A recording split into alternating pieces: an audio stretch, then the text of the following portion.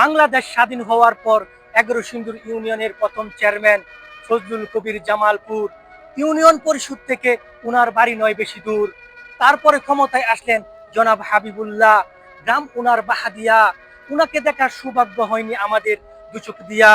তারপরে ক্ষমতায় আসলেন সবার জনপ্রিয় মতিউর রহমান সরকার। উনি মৃত্যুর আগ পর্যন্ত মানুষ উনাকে চেয়েছে বারবার।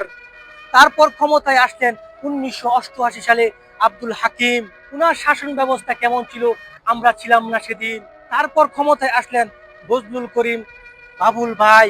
উনিও অনেক উন্নয়নমূলক কাজ করেছে, জনগণের দুইবারের রায়। সবশেষে ক্ষমতায় আসলেন ইয়ং জেনারেশনের চেয়ারম্যান নুরুজ্জামান বাবু ভাই।